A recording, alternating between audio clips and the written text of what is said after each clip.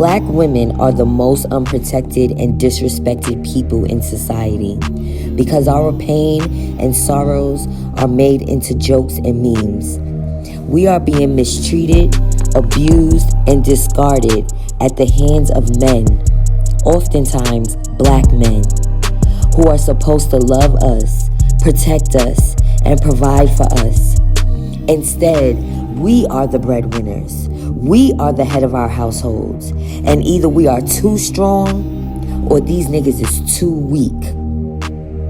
These heartbreaking stories are centered in the Black community all over the United States.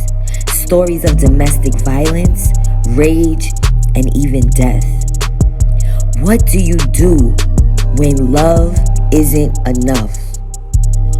This is a story about Takara Glenn and Gregory Hightower. A couple that you may see on social media or in the neighborhood and think to yourself, that's couples goals. Especially in the Black community, we love to see Black couples raising their families together. Takara and Gregory met in Peoria, Illinois. They were married and had several children before deciding to move to Atascocita, Texas, which is a community located about 18 miles from downtown Houston. The couple moved into a beautiful home with a pool, a nice yard, and they seemed to be living the good life in Texas.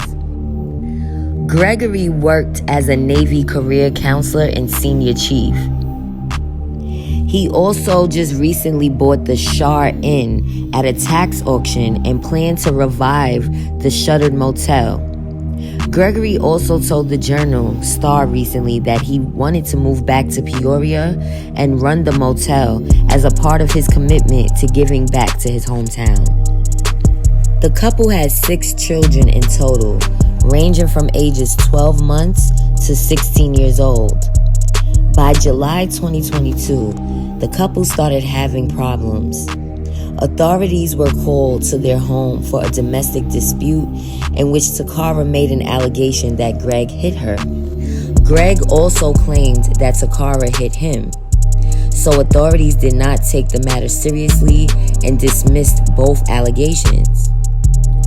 2 months later, in September of 2022, authorities were called to the home, and this time by Takara. Takara asked to file a restraining order on Gregory Hightower, her husband. 2 days later, on September 22nd, 2022, Naval Criminal Investigative Service agents showed up to the Hightower residence in Atascocita. Takara let the agents in while holding her youngest child, who is 12 months old.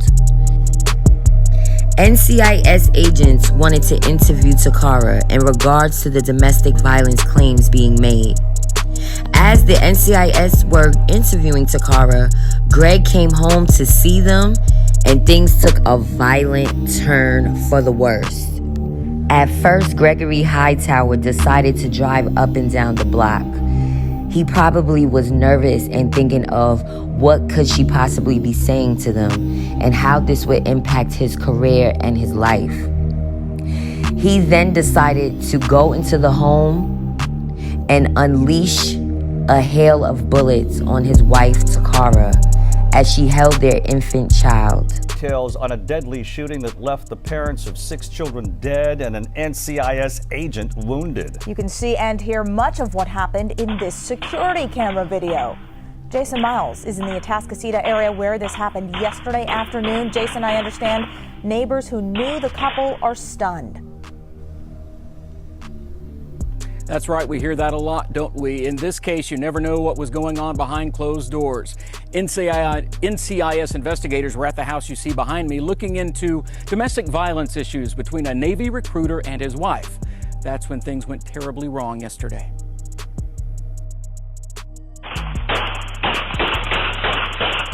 From one angle of a neighbor's security system to another, the barrage of bullets fired during an altercation Thursday along Tulloch Run in Atascocita is frightening. It was crazy. This neighbor, who didn't want to be identified, heard the shots, then saw an injured NCIS agent in her driveway, where crews returned today to clean up blood. He was bleeding. Sheriff's investigators say an NCIS team was here looking into domestic violence issues between an active duty recruiter and his wife when the recruiter showed up, first shooting and killing her as she held their youngest child, who amazingly was uninjured. The drama then moved outside, where you can see in surveillance the recruiter shooting the agent, who was struck, while others also fired their weapons. The husband then gets into a black car and leaves the scene. He was later shot and killed by a Precinct 4 deputy constable who caught up with him in the Willowbrook area. It's a big surprise for me. Neighbor Andrew Olekban is among those shocked and saddened, especially for the children left with no mom or dad. I was like, nah, he wouldn't do that with put all his career on jeopardy and stuff like that. That don't make no sense. In a statement, NCIS confirmed details of the encounter, adding, quote, "Our thoughts and prayers go out to the victim's family and loved ones. We also pray for a speedy recovery for our wounded special agent." Breaking now, a woman is dead. A man, possibly a naval criminal investigator, shot and critically hurt.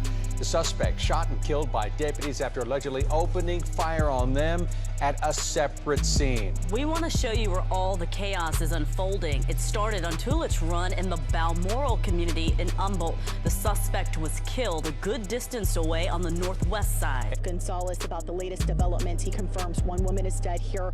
Her husband was actually the one accused of shooting and killing her, then leaving the scene. He also confirms another man, an NCIS investigator, was also shot here. The sheriff tells us that NCIS agents were out here interviewing the wife about a domestic situation between her and her husband. The husband wasn't home at the time, according to the sheriff, but once they saw a car going up and down the street, the agents started getting skeptical, and that's when the husband rushed into the home and is accused of killing his wife, and his wife was also holding their child. I want to take you to Sky Eye video right now of the scene that we have.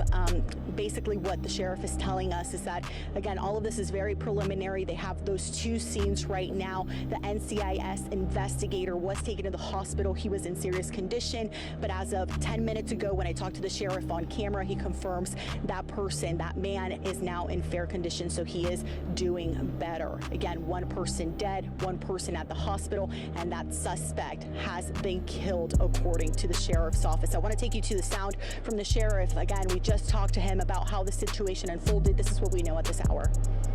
The female inside the house, when our units arrived, found her deceased, still grabbing or holding on to her infant child. They were able to rescue the child and get him out to safety. The agents ran house to house trying to find some assistance, and a Good Samaritan thankfully opened the door, let the agents in, stabilize the situation briefly until an ambulance could get here and transport. From one of Takara's friends. Today marks 5 days since she left this earth. The world seems so dark right now for the many who knew what a beautiful soul she was. Takara Glenn, my girlfriend, a close family friend, and a selfless, loving, beautiful, exceptional mother. She left behind 6 children, ages ranging from 12 months to 16 years old. The love she had for her children was special. He had finally found the strength and courage to leave her abuser, adulterer, murderer. He knew she was finally done. He was served on Tuesday and brutally murdered her 48 hours later. He chose to live a double life and portray to everyone this facade. He couldn't deal with being held accountable. He did not want to face the consequences of his actions. The coward took her from everyone that loved her. We refused to say his name. We refused to label him as her husband. We refused to label him as a father to her children. We refused to accept that he was once a close family friend. Key, I'm so sorry this happened to you. I will forever cherish our last call. I am praying for you, your precious 6, and your family.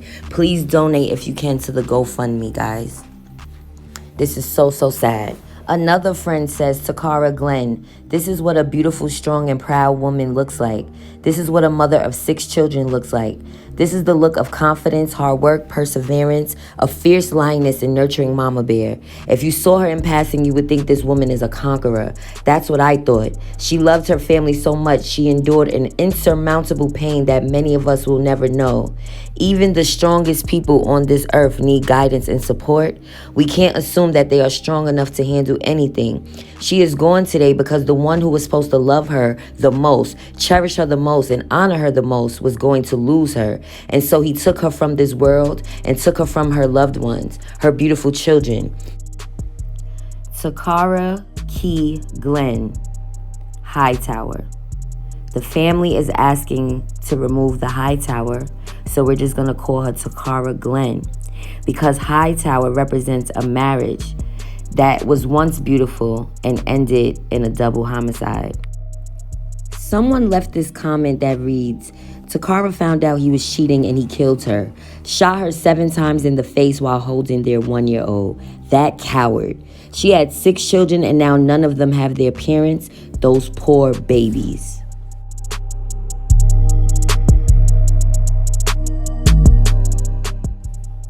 It was said that Takara was a housewife, and that was probably why she couldn't leave him immediately. The Navy, in my opinion, should be held accountable because she has been asking for help, but it was too late. Once the NCIS agents came, this man killed his wife while she's discussing a domestic violence situation. Like, wow, like right in front of them. It was also said that Greg was living a double life and couldn't handle Takara leaving him. Ladies, sometimes you just have to leave quietly and never look back.